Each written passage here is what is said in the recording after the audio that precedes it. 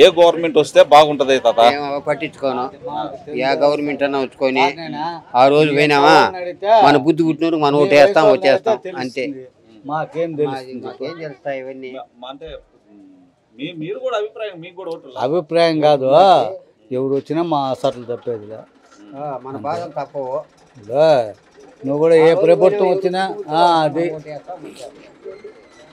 దానివల్ల ఆ రోజు మన బుద్ధి పుట్టినూరు ఓటేస్తాం వచ్చేస్తాం అంతేగాని పార్టీ తరఫున అవి ఇవి చెప్పుకునేది మాకు అలవాటు లేదు. నెక్స్ట్ ఏ గవర్నమెంట్ వస్తే బాగుంటుందని మీ అభిప్రాయం? తెలుగుదేశం గవర్నమెంట్ రావాలి. ఎందుకని సార్?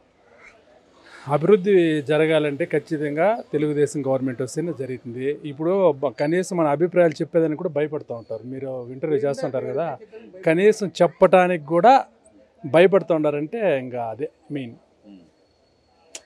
స్వేచ్ఛ అనేది ఉండాలి కదా ప్రజాస్వామ్యంలో. ఆ విధంగా భయపడుతూ ఉన్నారంటే ఈ గవర్నమెంట్ ఏ విధంగా ఉండేదని తెలిసిపోతా ఉంది. ఇంకేముంది అక్క? నమస్తే. ఆంధ్రప్రదేశ్లో నెక్స్ట్ ఏ గవర్నమెంట్ వస్తే బాగుంటుంది అక్క? టీడీపీ వస్తే బాగుంటుంది.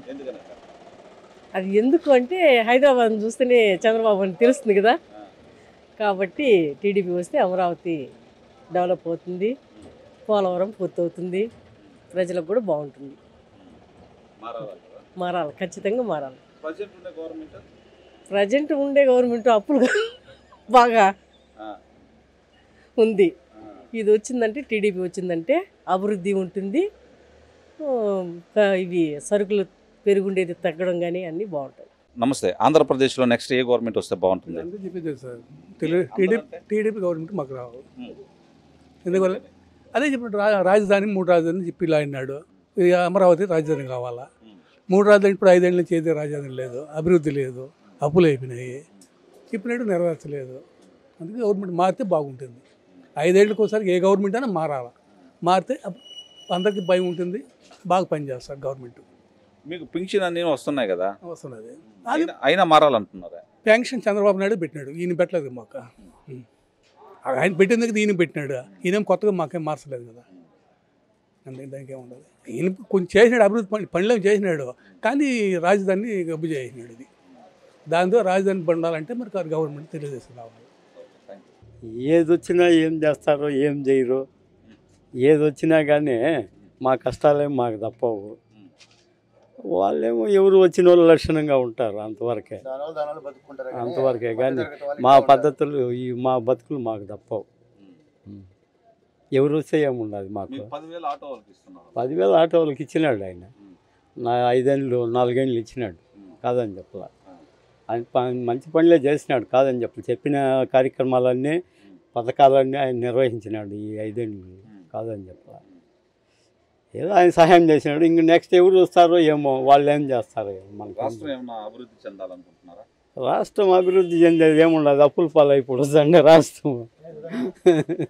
ఎవరు వచ్చినా అప్పుల పాలై కుప్పలు పెట్టేది, ఎవరు ఏం చేయలేరు. అప్పు చేసి ఇవ్వాల్సిందే కానీ ఎవరు ఏ గవర్నమెంట్కి లాసే కానీ ఆదాయం అంటూ తక్కువే మన ఆంధ్రప్రదేశ్. గవర్నమెంట్ అనేది కాదండి, ఎవరు వచ్చినా కానీ మధ్యతరగతి జీవితం అట్లే ఉంటుంది. వాడు పెరగడు తగ్గడు, మిగతా వాళ్ళు బాగుపడతారు, అంతేగాని మధ్యతరగతి ఎప్పుడూ అంతే. ఏ గవర్నమెంట్ వచ్చినా ఏం చేసేది ఏం లేదు.